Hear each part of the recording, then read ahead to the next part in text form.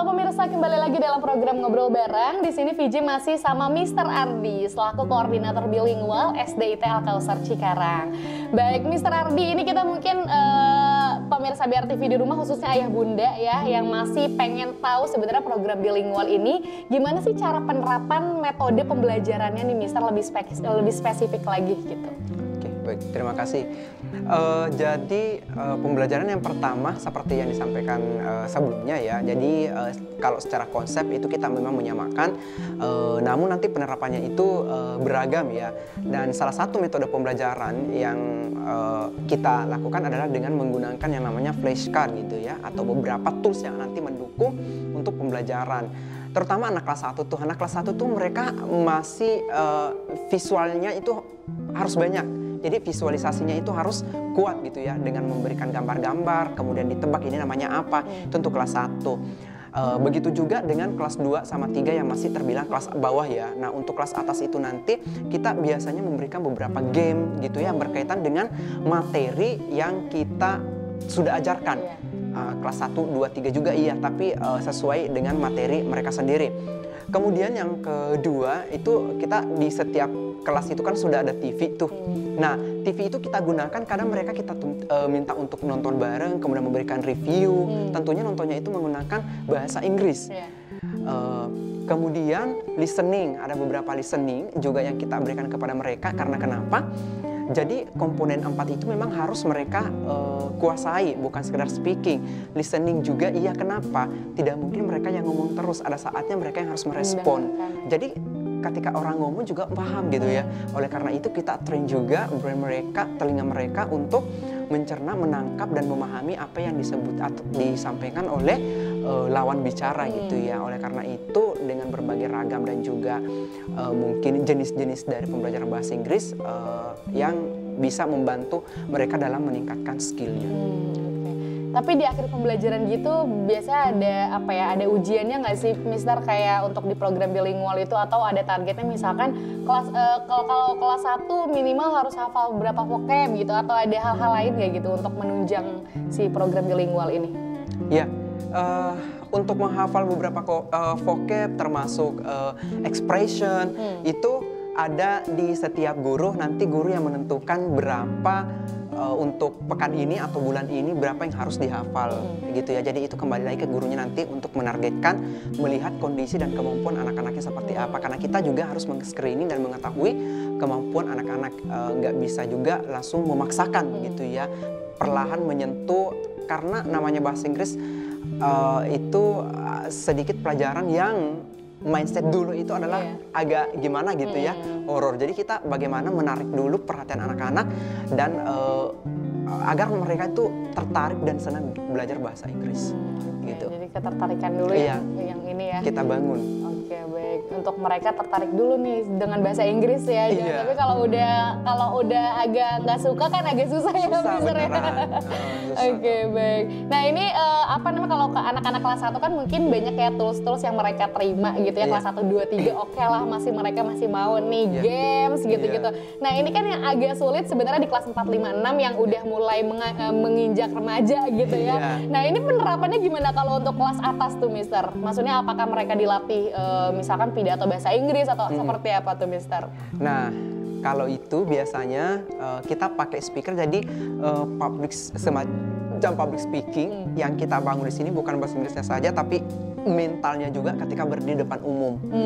Kita pakai speaker, kemudian mereka kita kasih teks atau mereka cari teks sendiri. Ini yang sinkron dengan pelajaran. Kemudian satu persatu ke depan ngomong menggunakan mic. Nah di situ kita memberikan kesempatan atau panggung bagi mereka yang masih belum pede ya untuk berbicara di depan. Nah pokoknya mau nggak mau ya harus maju di depan gitu ya. Nah lama-kelamaan mereka juga akan terbiasa dengan itu. Itu satu. Kemudian kedua adalah dengan adanya English Holiday. Nah setiap 2 kali dalam semester kalau ya. Nah di situ mereka kita ajak untuk lebih ke bagaimana cara belajar bahasa Inggris dengan fun. Jadi mereka itu justru bertanya-tanya terus kapan lagi English Holiday-nya nih, kapan lagi English Holiday, karena ternyata dari hasil itu mereka sangat puas dan antusias dalam mengikuti pembelajaran bahasa Inggris dan juga beberapa program.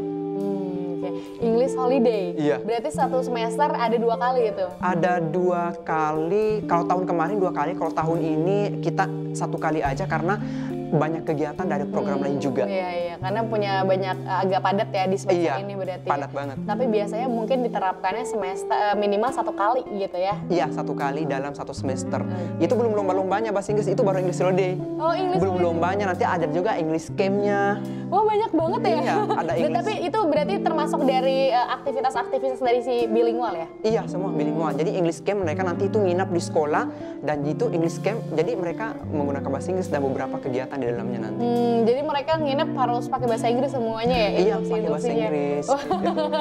kayak penerapan kamu Inggris di sekolah berarti. Iya, benar. Dan itu wajib diikutin sama semuanya? Iya, diikutin. Wajib. Nanti kita bagi levelnya, level kelas, kalau kelas 1 belum ya, sama kelas 2, 3, ini ke kelas 4, 5, 6. English Holiday juga penerapannya 4, 5, 6 juga? 4, 5, 6. 4, 5, 6. Itu gimana sistemnya English Holiday mungkin? Kalau English Holiday mereka datang itu pagi atau jam 10, jam 11. Nginep juga? Enggak. Cuman paling setengah harian lah. Iya. Kegiatannya berarti kegiatan English Holiday? Kegiatan English Holiday itu pertama nyampe itu kita bagi grup, kemudian makan, sholat berjamaah, kemudian habis itu kita masuk ke beberapa game yang tentunya berkaitan dengan apa yang mereka telah pelajari gitu. Jadi kita selalu menyinkronkan apa yang mereka pelajari supaya nggak lupa, supaya nambah gitu. Lebih review gitu ya, materi ya? Iya, cuma kita kemas dalam bentuk game, dalam bentuk yang lain gitu. Jadi bukan pembelajaran di kelas tatap muka kayak gitu, enggak. Kita bagi-bagi kelompok. Jadi memang di momen itu mereka bersenang-senang dengan menggunakan bahasa Inggris ya. Waduh, ini kayaknya yang ditunggu-tunggu sama anak-anak gitu ya. Karena kayak belajar tapi itu sistemnya bermain gitu. Iya, benar, bermain. Nanti di akhir kita juga kasih reward bagi mereka. Jadi kan mereka tuh ada dibagi misalnya 8 kelompok nih. 8 kelompok itu nanti kita bagi, kemudian kita gabungin dengan kelas yang lainnya. Misal kelas 3, kelas 6 itu ada 3 kelas, kita kelompokkan dengan kelas yang lain. Nah, nanti misalkan ada 3 kelompok itu yang juara 1, 2, 3, mereka akan mendapatkan misalkan nanti voucher belanja gratis. Nah, belanja gratis itu lumayan nilainya. Nah, kalau yang lainnya nggak dapat juara, itu ada juga vouchernya tapi nggak sebanyak mereka yang dapat juara gitu. Jadi semuanya ikutan fun ya. Iya, ikutan fun. Dan yang apalagi yang menang mereka nambah semangat juga. Nambah semangat juga. Selain daripada bangga dengan hasil usaha mereka, juga apresiasinya dengan dapat reward itu cukup besar nilainya gitu. Daripada yang lain. Ada lomba-lomba juga ya, Mister ya? Iya, ada lomba. Nah, lombanya ada lomba storytelling berarti? Storytelling dan beberapa jenis. Wah, ini gitu. Kebayang ya, anak-anak SD udah pada pinter-pinter banget bahasa Inggrisnya, pemirsa. Karena ya itu, SD Telkomsel Cikarang ini memang ya penerapan dari program bilingual ini pasti mengedepankan untuk bisa membantu siswa gitu ya, supaya tidak shock culture ketika mungkin SMP gitu ya, bergabung dengan beragam culture di berbagai sekolahnya gitu ya. Nah, di SD Telkomsel anak-anak siswanya bahkan sudah punya ilmu sendiri di bidang bahasa Inggris ya.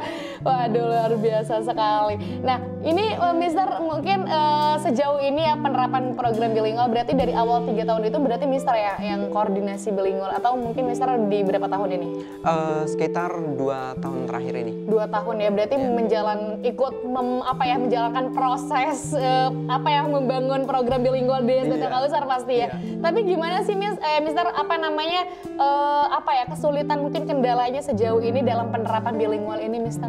Oh iya, jadi kendalanya sebenarnya cukup lumayan memang ya effort kita untuk membangun ketertarikan mereka dan segala macam. Jadi lebih kepada ketika ada anak-anak itu sama sekali tidak ada keinginan, bukan sama sekali tidak ada sih sebenarnya, tapi bisa dikatakan interestnya itu agak kurang ke bahasa Inggris. Akhirnya mau belajar bahasa Inggris itu harus dengan effort yang lebih Bukan berarti mereka nggak bisa nangkap sebenarnya, tapi lebih kepada bagaimana mempraktekkan bahasa Inggris itu di kelas atau misalnya ketemu temannya untuk berbahasa Inggris. Nah, itu yang harus kita kemudian juga bangun gitu ya.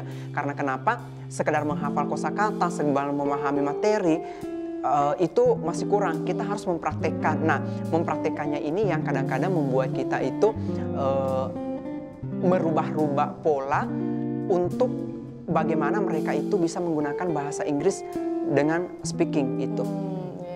Jadi beragam metode yang kita jadinya guru masih mikirnya ini anak-anak gimana ya sukanya ya gitu ya, supaya mereka lebih fun lagi gitu. Berarti Mr. Andi setiap hari ini dong ya harus punya inovasi-inovasi yang gitu ya. Kita berbagi ide sih dengan teman-teman yang lain ya, dengan tim, karena dengan jumlah anak yang sekian ratus otomatis karakternya pun bermacam-macam. Bagaimana cara menghadapinya? Nah, let's try dengan cara mencoba ide-ide baru, inovasi baru, dan lain sebagainya macam. Coba aja kita terapkan. Kalau misalnya ini nggak cukup berhasil, ya udah kita ganti dengan yang lain. Jadi konsepnya gitu aja. Tetap evaluasi berarti ya? Iya, tetap evaluasi dulu. Ini seperti apa? Bagus nggak atau gimana hasilnya? Ya udah. Nah, kalau ternyata misalkan metode pertama, kedua, ketiga itu ada yang cocok di antara salah satunya, misalkan, atau bahkan dua, kita kombinasi aja.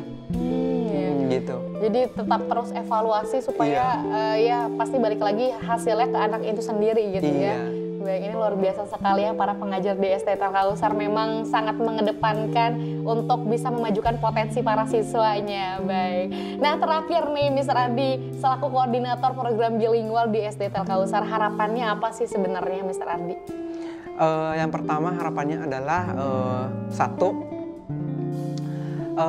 tentu dari kami semoga tetap solid dalam tim kami khususnya ya, solid dalam menjalankan program ini, konsisten, dan tentunya dengan dukungan dari Bapak pembina SD Telkomsel dalam hal ini Bapak Dr. Ismail, dan juga dukungan dari Ketua Yayasan Ibu Widianingsi, dan dukungan dari Bapak Kepala Sekolah SD Telkomsel, dan seluruh rekan-rekan guru yang ada di SDRT Al-Kausar. Harapannya tetap solid dalam menjalankan program bilingual yang telah kami tetapkan, yang telah kami sepakati secara bersama-sama dengan tujuan agar anak-anak kami, murid-murid kami itu mendapatkan pendidikan khususnya dalam bahasa Inggris sesuai dengan yang orang tua dan juga anak-anak serta kami harapkan, seperti itu. Ya, ketika ada hal-hal yang mungkin masih kurang, kita sama-sama membenahi gitu aja. Ya, terima kasih, semoga kedepannya itu kita bisa mencapai 50% bahkan lebih dari itu untuk speaking bahasa Inggrisnya. Dan alhamdulillah sekarang bisa dikatakan mungkin sekitar 30 ke atas untuk penggunaan bahasa Inggris di dalam kelas. Luar biasa sekali ya, pastinya semangat terus ya Mr. Ardi ya untuk bisa ngebina generasi-generasi muda, apalagi nih anak-anak sekarang mungkin yang nantinya kedepannya akan menjadi pemimpin, kita nggak akan pernah tahu ya Mr. ya. Baik pemirsa, nah pemirsa tadi kita sudah mendengar program unggulan, salah satu program unggulan di SD Telkomsel, ayah bunda di rumah yang tertarik untuk bisa mendaftarkan atau menyekolahkan anaknya ke SD Telkomsel. Saat ini SD Telkomsel sudah membuka tahun ajaran baru ya, atau penerimaan ajaran baru ya Mister ya. Oke, baik, di tahun sekarang pemirsa ayah bunda di rumah bisa langsung kunjungi websitenya yang nanti akan tertera di layar kaca Anda. Anda bisa scan barcode di sana ataupun bisa mengunjungi sosial medianya SD Telkomsel. Di sana juga bisa ditanya-tanya nih sama ayah bunda, kira-kira apa sih program-program unggulan lain, fasilitas-fasilitas yang ada di sekolah SD Telkomsel.